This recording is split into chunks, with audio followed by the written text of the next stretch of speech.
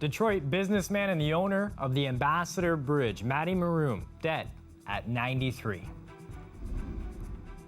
A Tecumseh man is suing Windsor police after he claims he was thrown to the ground, punched in the back of the head, and jailed. It happened downtown last fall. The 26-year-old has a speech impediment, but says the officer believed he was drunk. A live look outside here as we gaze on the Detroit River, looking a little refreshing today after the weekend that was cooler than the week before. But what will this week have in store? Nick Cerkovich has all the details in his forecast tonight. I'm Chris Hensing. Thanks for joining us. The owner of the Ambassador Bridge, Matty Moroun, has died. According to reports from WDIV and Crane Communications in Detroit, Moroun died yesterday of congestive heart failure at the age of 93. Dale Molnar live with more. A lot of reaction to this news, Dale. That's right, Chris. We received this letter this afternoon from Matty Moroun's son, Matthew, through WDIV in Detroit. Matthew Moroun wrote this letter to the employees of Central Transport, the trucking company that the Morouns own, and it reads in part, "It is with a heavy heart that I share this news. Last night, my father, Matty, passed away peacefully at his home of congestive heart failure after 93 years. It goes on to read, as a great mentor to many, my father was so proud of the companies that he leaves behind and all the innovation that is yet to come. He was a fighter from beginning to end. No matter when your paths may have crossed along the way, we can feel blessed by the impact he had on our lives." Now, having said that, we know that Moroun has been a controversial character over the past couple of decades. His court battles to try to stop the construction of the Gordie Howe Bridge have cost the Morouns millions of dollars. The company just lost a bid in appeals court in Michigan last month. The boarded up houses in Windsor's West End that he owned have been a source of aggravation for the city and residents. The city has also spent years fighting Moroun in court over a variety of issues, including the boarded up homes. Now, Moroun and Bridge President Dan Stamper spent a night in jail in Detroit for contempt of court in 2012 for failing to comply with orders to build access ramps to the bridge on the Detroit side. However, a victory in 2017, the Morouns were successful in obtaining a permit from the Canadian government to build a second span next to the Ambassador Bridge. There are a number of conditions. However, the Canadian government wants to see the Ambassador Bridge torn down once the new bridge is built, but the U.S. government wants it saved. Condolences have been popping up on social media. Mayor Drew Dilkins wrote the following tweet: "My sincere condolences to the Moroun family at this time. Regardless of your politics or your position, Mr. Moroun built a significant business empire through determination and grit." Now, we've reached out to several representatives of the Ambassador Bridge Company today, but have not received a response.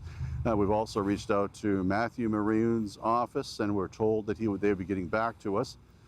And Moroun was born in 1927, and his family lived in the West End here. And ironically, they had to move to Detroit because their house was expropriated to build the Ambassador Bridge. Chris? Thanks for this, Dale. The CBC's Dale Molnar live tonight. A Tecumseh man is suing Windsor police after allegedly being thrown to the ground, punched in the back of the head by an officer, and jailed. The incident happened last fall. The 26-year-old has a speech impediment and says that the cop believed he was drunk. The city's lawyer has a different account of the events, defending the use of force. The CBC's Jason Vio has the story. This entire case stems from what happened in downtown Windsor on the night of November 9th, 2019. Brandon Steinwender says he was walking back to his car at around 1:30 in the morning after seeing a movie at the Capitol Theater. That's when he says he saw two women fighting around here, Olette Avenue and Park Street. So he says police arrived within a few minutes. He wanted to tell them what he saw, so he crossed the street. When I went to explain that she grabbed her head, got thrown to the ground, he grabbed me, threw me to the ground, and just started punching me in the head. For no apparent reason, because he thought I was drunk, because I talk a little bit funny. When he made that hand gesture to explain what he saw, he's not sure if he grazed the officer or not. But in the statement of defense, the city lawyer says the officer began walking away when he said he didn't need Steinwender's statement. That's when they say Steinwender suddenly and without warning grabbed the back of the officer's neck in a reckless attempt to demonstrate what he had observed between the two females. They also claim the officer used what they call a close-handed strike to Steinwender's face and placed him on the ground, not the 8 to 10 punches in the back of the head being alleged. The documents also say the officer's use of force was controlled, necessary, reasonable, and consistent with training. They say Steinwender never told the officer he had a speech impediment known as apraxia. He threw me onto the car and just started yelling at me, "I'm drunk, I'm drunk, I'm drunk," like 15 times. And I looked at him, I'm like, "Dude, I have a disability." And he just laughed at me and he's like, "What's your disability then, huh? Like I don't have a disability or something." Steinwender insists he was sober, saying he only had one drink much earlier in the evening. He was taken to jail and released after 30 minutes. No charges were ever laid, despite the city's lawyer saying Steinwender committed an assault on a police officer. I would think that a person with a disability should be treated, with more care than the ordinary person. And while that might not be a legal right that Brandon has, if we can't trust the police, who can we trust? Now, Steinwender is suing Officer Warren Braganza and the Windsor Police Services Board for $1.3 million. CBC News requested interviews with the officer and the chief of police, and we're told nobody will be commenting as it's before the courts. Our requests for an interview with Mayor Drew Dilkins, who's also chair of the police board, were not returned. Now, since the incident, Steinwender says he rarely leaves his house, and when he does, it's with his dog. I'm so scared that the cops just gonna attack me. He describes police as terrifying monsters, unable to trust them, he says, and his mom Brenda has noticed a big difference in him as well. It's really difficult to watch your child go from being full of life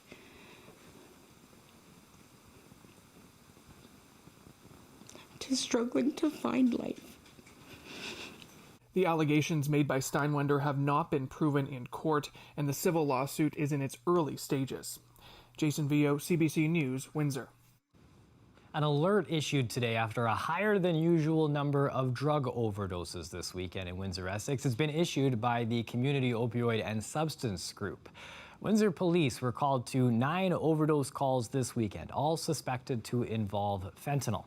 Now, that's primarily in Windsor where they responded, 4 in the downtown area, according to the alert. Now, the alert goes on to say that naloxone was used multiple times as a drug that helps temporarily reverse an overdose, which can be deadly. Windsor police are not equipped with naloxone. The alert is asking anyone who may know why this is happening to contact the health unit. A similar alert was also issued in the Kitchener-Waterloo area earlier today. The big move to Stage 3 for most of Ontario was announced today, but not for most of the southern part of the province. Let's take a look here at what's happening. Windsor, Essex, and Lambton, they're going to stay in Stage 2. You'll remember Leamington and Kingsville just hit Stage 2 a week ago. Sarnia-Lambton has recorded just 1 new case of COVID-19 in the last 4 weeks, but still not moving into Stage 3. Chatham-Kent, they got the green light to go into Stage 3. It starts Friday morning. Now, they were the first health unit in our area to confirm a positive case, but they also have the lowest number of total confirmed cases, 186, 10 that are active as of now. Here in Windsor, Essex, there were another 15 cases announced today. 2/3 of the people that have tested positive for COVID-19 during the pandemic have recovered, according to the health unit. But the medical officer of health says that he'd like to see more numbers before the province considers a move to Stage 3. We should take at least 14 days to see if the opening has an impact. But again, day one, when some things are open, not everyone is out there, so it may take like a week before people go out and maybe start to get together more. So at least 3 to 4 weeks of worth of data is a safe bet, in my opinion. So what exactly does Stage 3 look like in this province? Our Queen's Park reporter Mike Crawley has more. As the COVID-19 infection rate slows down in Ontario, the province's rules are changing. In Stage 3, restaurants and bars will be allowed to serve customers indoors, but not like they did before the pandemic. Tables will have to be at least 2 meters apart unless separated by a barrier. we're being pretty vigilant. We aren't rushing into anything. We're opening up slowly in stage 3 and being very, very cautious. The list of coronavirus outbreaks linked to bars is growing in both the U.S. and other provinces. So what's Ontario's plan? We're going to contain the sizes, amount of people within the bars and social distancing. They won't be up there dancing and singing away. Movie theaters can open, so can casinos, but not table games like poker. And everywhere, no matter how big the venue or how many screens, no more than 50 customers at once in total. With 50 people in the entire complex, a movie theater just can't be successful. Most public health units will move into stage 3 on Friday. That includes Ottawa, plus all of eastern and northern Ontario. However, all of the GTA, Hamilton, Niagara, and Windsor, Essex stay at stage 2 for now. We will be able to safely move every region of our province into stage 3, so long as we continue to see public health trends move in the right direction. We'd like to have everybody, if possible, at stage 3 by the end of July. As restrictions are loosened, don't be surprised to see a rise in new infections. But public health experts say that's no reason to panic so long as outbreaks are contained. We are not going to eliminate virus transmission. That's just probably not going to be possible for many, many months. But a careful plan for stage 3, I think, can work. I think this is being done in a good way, and I'm happy to see that we're finally at this stage. For the regions that do not move into stage 3 immediately, such as the GTA and Windsor, Essex, the government says it will make announcements on Mondays until every part of the province is approved. Mike Crawley, CBC News, Toronto. The leader of Ontario NDP's party, Andrea Horwath, paid a visit to Windsor, Essex this weekend. She says that the Tory government needs to do more for small businesses here and touted her party's Save Main Street plan. Now, it proposes that businesses affected by the pandemic get a 75% rent subsidy for 3 months, as well as a utility payment freeze and a fund to help set up employees to work remotely. Folks are really hurting, and in this region particularly, it was insult to injury that that you were held back for so much longer from going to phase 2, and I'm obviously, like everyone, I'm pleased that happened, but I think that there still needs to be much more support provided. Meanwhile, Prime Minister Trudeau said that his government is extending a program that helps businesses cover 75% of workers' wages. This week, we'll be announcing an extension to the wage subsidy program until December to give greater certainty and support to businesses as we restart the economy. The government boosted the budget of the program last week to $82.3 billion. $18 billion has already been paid out in payroll support to more than 250,000 businesses. 2 people have died after a house exploded in Leamington. Officials are still investigating what exactly happened. Tamina Aziz has more. I'm standing here on Marintat Road. This area is currently yellow taped, so I can't access past this area. But what I do know right now is that there are fire officials and engineers on site behind me investigating the scene, trying to figure out what happened. I spoke to Carly Lair, the daughter of the 2 who have allegedly died. She says her parents were named Diane and Dave Nadalin. They were in their mid-60s and they were retired. She says they were loving, caring, and always ready for a hug. They lived with their 2 dogs who have also died. She says everything happened so quickly and this is so unexpected. Right now she's overwhelmed, shocked, and just waiting to find out what happened. I also spoke to Manny Garcia, who is the supervisor of fire services. He says it's been an emotional day. So we've deployed a number of resources to this area to get some answers. I'm sure that there's a lot of people in the community, family members that are desperately searching for those answers. They expect to investigate the cause of this explosion in the coming days. Tamina Aziz, CBC News, Leamington. Windsor City Council has decided not to allow open-air burning in city limits. Ward 8 Councillor Gary Kashak proposed that the city try a 3-year pilot project to allow people to have fires in their backyards if they get a permit. Now, despite asking for strict regulations to govern the experiment, Fire Chief Stephen Lafayette recommended against it, citing that the potential effect to health and the environment. Council voted against the motion by a vote of 5-4, with the mayor being the deciding vote. I understand that to move forward and promote equity and eliminate anti-racism requires reaching out to and hearing from the voices of those in our community and corporation most impacted by discrimination and racism. Council also voted to task administration and its diversity council to find ways that the city could acknowledge a historic and systemic nature of racism that exists in the city of Windsor. That included looking at more inclusive naming practices when it comes to city statues, buildings, and street names, as well as providing educational materials about any of them that have racist histories. Now, as much as this COVID-19 pandemic has caused months of anxiety for people, others, they've been inspired by it. Two Windsorites have been writing pandemic poetry. We had a chance to listen to some of their work and learn how they found motivation to keep writing as life seemingly slows down for many of us. In every Broadway theater, a ghost light shines after music, song, and dance fade into midnight hours and curtains close over silence. In the darkness of COVID, maybe the moon is our ghost light. And I was coming home and I saw a concrete slab, and growing out of it are little white flowers in a rock. And that's where we are right now. We're like flowers in a rock. Life is hard and life is dangerous. It's invisible. You don't know where it is. You don't know who has it. You don't know. And so I have a tension about the danger, and I think a lot of people do. Early morning, I retreat to the backyard and feel the beginnings of summer on my shoulders, and sit and drink tea and realize suddenly, in the midst of all the flurry of everyday news and worry, I am distracted by the tiniest of details, particularly the spider inching its way across the thinnest of lines, maybe his own world, one of torment fretting over a perilous passage between two branches, the height from the high grass far beneath this tree easily as steep as a skyscraper. Poets aren't here to alert you of the news and the troubles of the world. Poets are here to let you see a different side of things. And it's because I'm seeing a different side of things.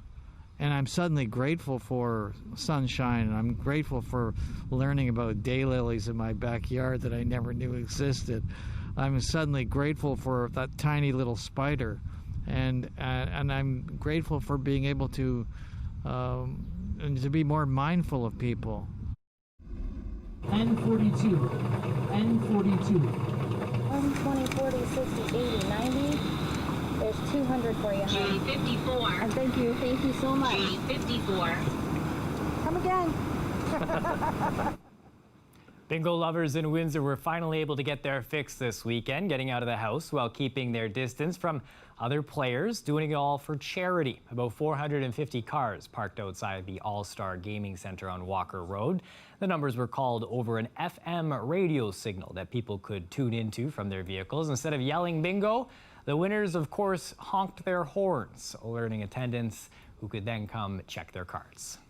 You're by yourself in a car. You got nobody yakking, making lots of noise. You know what I mean? But it is different. I think it's a good idea. It's just like a drive-in theater, right? Yeah. So why not do this one? If it works, it works. If it works, it works. A live look outside at Windsor here as we wait for Nick's forecast to tell us the kind of week it's going to be.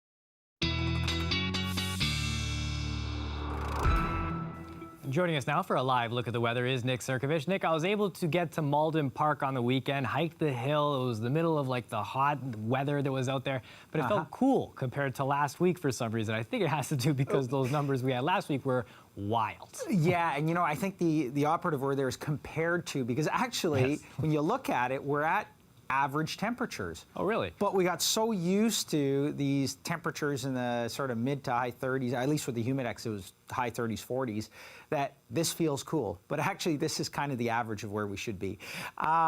Anyway, there you go. A little bit of relief, as you saw through the weekend. Some good sunshine out there. We've had some cloud cover today, but for the most part, any of the rain showers and cloud cover off to the east, closer to the Golden Horseshoe, down around the Windsor area. Good deal of sunshine today. Temperatures at 25 degrees sitting there right now. With the Humidex, 29. So again, this compared to the Humidexes that we saw last week, which were in the neighborhood of 40, 41, and so on. This feels pretty good. Feels like a relief. Now heading into tonight and tomorrow, we've got clear skies across the region. That's going to persist for the next couple of days. So look for sunshine for the next couple of days. As we head into Wednesday morning, same story as well. It's really not until Thursday where we see a system sweeping across, and that's where we're looking at showers moving through the region for us. But even that, it's not going to be the heavy rainfall that we saw last Friday. This is going to be more of a sort of a shower event, or at least light rain event. Overnight tonight, temperatures at 15 degrees. By the time we hit tomorrow, highs to 29 degrees, 28 degrees across the region. To put it in perspective, the average daytime high for this time of year is 28 degrees. So that's basically right on average. And that's kind of where it sits for all of a day, and then we get into warmer weather once again. Wednesday, we're looking at temperatures up to 31. Thursday, again, that system moves through. We're not talking about heavy rain, but we are talking about rain showers moving through. 30s stick around into the weekend, and we start to slowly build that humidity up. So if you've enjoyed this relief, soak it all in, because by the weekend, we're getting back into that hot, muggy weather once again. Perfect. Why not, Nick? Thanks for this, though. Okay. Now, coming up next, a professional sports team is promising to change their name after sponsors threaten to pull out if they don't. That's next.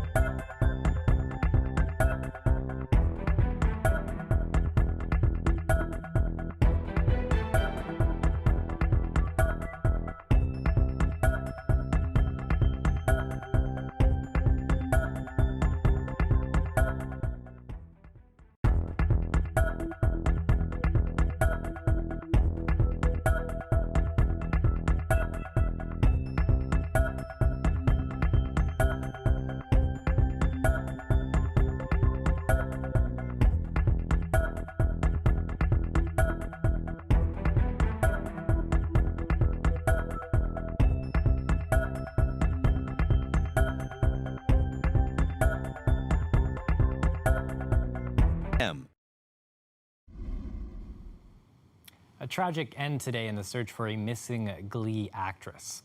The body of Naya Rivera was found in Lake Piru, north of Los Angeles. She went missing 5 days ago after taking her son out on a rented pontoon boat. The 4-year-old was found alone and safe on the boat. He told authorities that his mother never got back on board after a swim. Rivera is well known for her role as Santana on the Fox musical comedy hits Glee. She was 33 years old. The NFL team in Washington made it official today. The team's name is being changed. The NFL franchise says following a review, it has decided to retire the team's name and logo. For decades, activists have complained that the moniker is a racist slur against the Indigenous community. But after the killing of George Floyd and the protests against racism that followed, major sponsors like FedEx, Nike, and Pepsi threatened to cut ties with the football team unless the name was changed. A new name and logo is expected to be announced in the next few weeks. There are winds on the ocean that stir up whitecap conditions, and then there are other winds that whip the water into snow-like foam.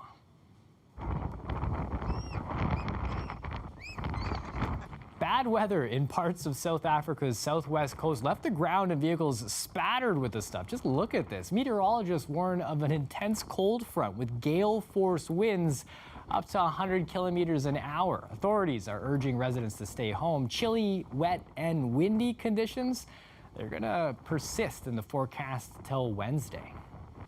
It's 6:29 p.m. and that's it for us here at CBC Windsor News. You can find more news on our website anytime, cbc.ca/Windsor. We're also on social media too. You can check us out on Facebook, Instagram, and Twitter. We leave you tonight with some photos of Detroit businessman and owner of the Ambassador Bridge, Matty Moroun, dead at the age of 93, survived by his wife and son.